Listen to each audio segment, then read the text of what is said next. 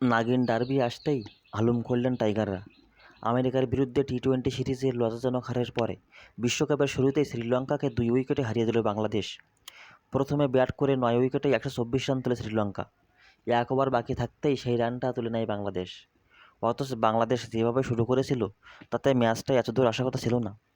কিন্তু শেষের দিকে শ্রীলঙ্কার দুর্দান্ত বোলিংয়ের কারণে ম্যাচটা এতদূর ওড়ায়।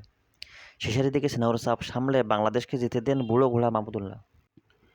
তার কাজটা অনেকটা সহজ করে দেন দাসুন সানাকা, যিনি 19তম ওভারের প্রথম বলটাই ফুলটাস করেন। তাতেই কেল্লা ফতে, ছক্কা হাঁকান মাহমুদুল্লাহ রিয়াদ। তার ফলে বাংলাদেশের উপর যে চাপ তৈরি হয়েছিল সেটা পুরোপুরি কেটে যায়। সেই সঙ্গে জয়ের জন্য বাংলাদেশের টার্গেট দাঁড়ায় 11 বলে 5 রান। যদিও সানাকাকে বল দেওয়া ছাড়া কোনো উপায় ছিল না শ্রীলঙ্কান অধিনায়ক অনান্দু আসারেঙ্গার কাছে। নিজের সেরা বোলারদের আগে বল করানোর কারণেই 19 ওভারে ম্যাচটা শেষ হয়েছে, না হলে আগেই শেষ হয়ে যেত।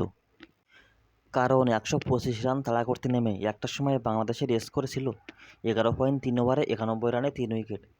তৌহিদ হৃদয়ের ছক্কার হ্যাট্রিকের কারণে হাসতে হাসতে জয়ের দিকে এগোচ্ছিল বাংলাদেশ। কিন্তু 11.4 ওভারে হৃদয় আউট হতেই স্নেহর চাপে পড়ে যান টাইগাররা। কিছুক্ষণ পরেই আউট হয়ে যান লিটন দাস।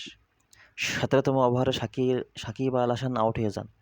তারপর 18তম ওভারে জোড়া উইকেট চাপিয়ে পড়ে যায় বাংলাদেশ। 19তম ওভার শুরুর সময় বাংলাদেশের স্কোর ছিল 8 উইকেটে 114 রান। সেখান থেকে জিতে যায় বাংলাদেশ। দালাসে টসে হেরে প্রথমে ব্যাট করতে নামে শ্রীলঙ্কা। প্রথম নিশাঙ্কার হাত ধরে দারুণ শুরু করে লঙ্কা বাহিনী।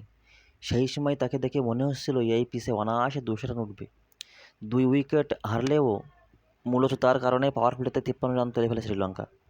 তারপরেও নিজের ছন্দ ধরে রাখেন নিশাঙ্কা। কিন্তু 8.5 ওভারে নিশাঙ্কা আউট হতেই খেলার মোড় ঘুরে যায়।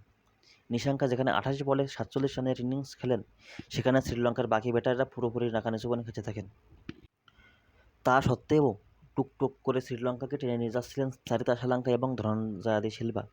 কিন্তু 15তম ওভারে পরপর 2টি উইকেটে মোড় ঘুরিয়ে দেন তরুণ লেগ স্পিনার রিশাদ হোসেন। প্রথম বলে আউট করে দেন আশালঙ্কাকে, পরের বলে ওয়ানিন্দ আশালঙ্কাকে। তার ফলে 14 ওভারে 3 উইকেটে 100 রান থেকেই 14.2 ওভারে শ্রীলঙ্কার স্কোর দাঁড়ায় 5 উইকেটে 100 রান।